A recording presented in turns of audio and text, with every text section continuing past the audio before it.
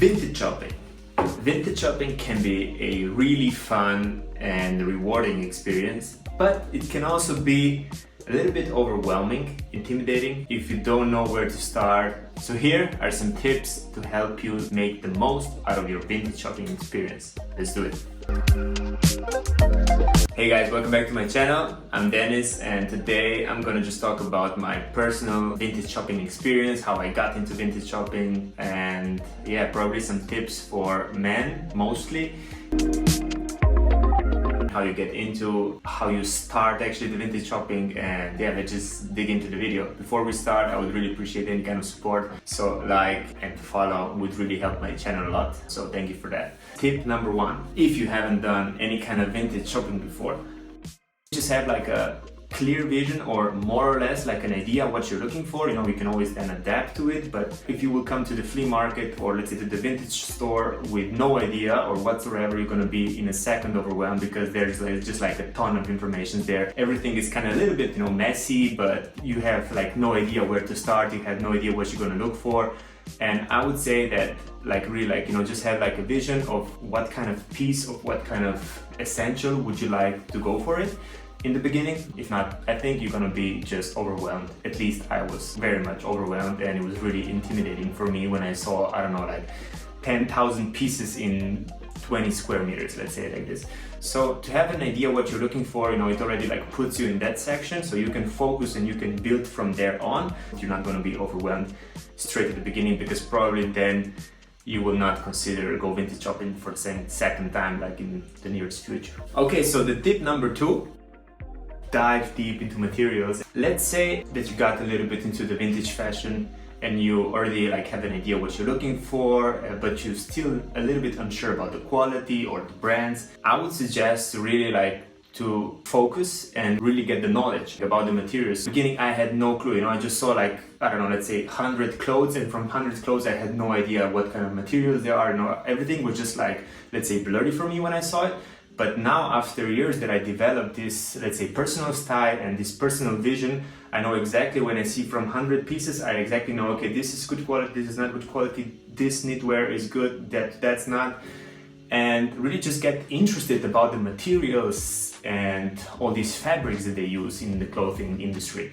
I have to say that if you compare the clothing between right now to, I don't know, let's say years of 50s, 60s, 70s, 80s, less quantities, but the quality was just way higher. So they were using like different materials. Let's say for every suit or for every blazer or for every pants, there was like one artist behind it who was like responsible for that. The stitching game and everything was just on another level compared to now. Of course, I'm not talking like in every brand, but just be like interested about materials, right? Because it really does make a big difference if you buy let's say a shirt that it's made out of wool or I don't know, polyester.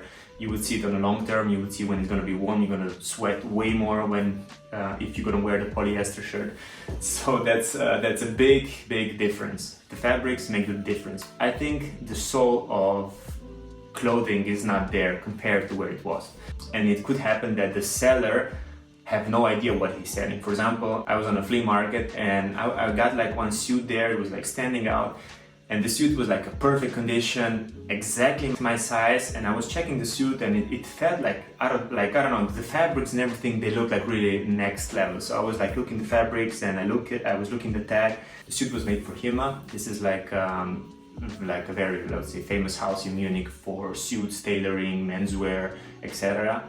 But on the other hand, you know, there was like a tag that it was written inside that the fabrics are from Loro Piana. So this girl was selling the suit, probably worth like 3,000 euros, 4,000, I don't know, like depends on where you buy it, but I would say that the fabrics from Loro Piana, it could get easily to 3,000 euros.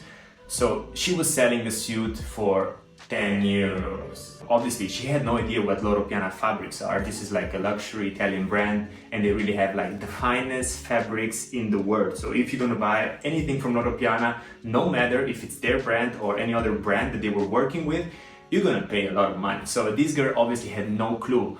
Tip number three, while you're doing the vintage shopping, just always check like for condition of the clothes, because obviously the clothes are not new vintage shopping, right? So it could be that like a shirt or I don't know, like a coat or a blazer, they could have like a small hole. That leads straight into my next tip, like, you know, the price is never set. Always try to like push the limit, but of course be respectful, but really like, you know, try to pay as less as possible, because at the end of the day, it is a vintage shopping, you know. My next tip is don't be really like so picky. If you find like a piece of clothing that it's a little bit too big, or I don't know if it's like a super oversized, just have this idea, you know, you're not paying a lot for a good quality shirt, blazer, jackets, pants or coat. Just have this in mind that, okay, actually I can bring it to the tailor. So, and you know, if you bring it to the tailor, let's say you would pay on top, I don't know, depends where you live, but then if you think about it, like the pants are tailor made, and actually that's the best case for the tailor, if the pants are a little bit bigger, so, you know, he can literally take your measurements and like really adjust it to your size and to your fit. So then at the end of the day, you're gonna have like a really good quality pants, tailor made. And if you know, like if you think about it, tailor-made pants, they just fit like so much better than any other pants that you buy out there, because they're just made for your bodies. Okay, so my next tip, you know, just be open-minded. If I think where I come from, it was like this kind of idea, you know, yeah, if you buy second-hand, if you don't buy new, that means that you cannot afford it, which I think right now, with everything that it comes to sustainability and fast fashion, I think that the vintage shopping is a great opportunity to really to slow down everything and to really like, you know, kind of like reverse the process. I think it's still like a great solution to also save a lot of money. Like, I mean, imagine that I would have to pay for that suit 3,000 euros. I would probably never buy it. I mean, even if I could afford it, I wouldn't spend 3K on a suit if I don't need it like every day for work. But this suit now, I know that I have like a really high quality suit in my wardrobe, and I paid like 8 euros. So now I know, I mean, if I'm not getting fat, this suit is gonna fit me for the next, I don't know, 10, 20 years, probably like in 30 years I'm gonna have a little belly. I don't know, I hope not, but you know. Okay, so my next tip would be, after buying a second-hand clothing or jewelry or any kind of accessories, always clean them good. Okay, so this is the spray that I'm using after buying stuff on the flea market. It's basically like hygiene disinfect spray, you know, so it will like disinfect like all the fabrics. So whenever I buy anything on the flea market or vintage store, I make sure that I spray everything all over the clothes. And the thing is, it smells kind of like nice, so I would spray first with that spray, and then I would bring it to the dry cleaning service. The next tip, or I would say that the next reason why would you go vintage shopping is, okay, so let's say that you are now a little bit into the vintage fashion, you know, second-hand fashion, and that you are already like enjoying this process of finding like big treasures. For me, like the best feeling ever is whenever I'm traveling to different parts of the world, to go like to the vintage stores or flea market from that area. A couple of years ago, you know, I found in Paris on a flea market one really cool trench coat. And the thing is that the trench coat was from one luxury brand that it was existing in the 80s and 90s, and then they, I don't know, probably they went bankrupt, but obviously the company is not there anymore. But then afterwards I was speaking with one fashion consultant, and he said, yeah, that's actually like one company from Paris that they were doing like very high quality clothes. But right now, 3 years later or 4 years later, it became like one really cool souvenir. It just reminds me of the Paris and the time and the great times that I was there. And it brings in a second like all these beautiful memories that it was there. You know, I was wearing this trench coat when I was eating a croissant and drinking coffee. So I think that's a really cool souvenir whenever you're traveling around.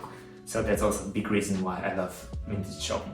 Because also when you're traveling, you know, you have to think about it. When you're in Paris, they obviously, like at the flea markets and vintage stores, they're gonna have different pieces than, for example, in Milano. Because in Milano was like, fashion was a little bit different, you know? So every time when you're traveling, you're putting these pieces from each place together, and then at the end of the day, like you have this like capsule wardrobe that is like full of treasures that you found all over the world, if you're interested in fashion, obviously. And I think that's just like very much underrated, you know, because of course you can also go to New York and go to Zara and buy one shirt, then you think about, oh yeah, I bought this in Zara. It's not really connected with New York or wherever you are. So this is just like my last advice. And the next advice is just have fun. If you're in this game for a bit longer, just like try to experiment with different pieces, and you know, and you would see that you will really develop the style, and you would really be like just like open-minded, more knowledge. So just like slowly dive in, because I still think that the vintage shopping, when it comes to the men, it's very much behind compared to the women vintage shopping. So if you're a guy, if you're a man watching this and you've never done vintage shopping before, I would suggest you to just like slowly go into it. So that was it. I dropped the mic, start doing vintage fashion. It's more sustainable. So anyway guys, if you like this video, I'd really appreciate the support. And yeah, let me know in the comments why you like vintage fashion, or if you're gonna try it because of me. Anyway, have a good day and we'll see you. Ciao!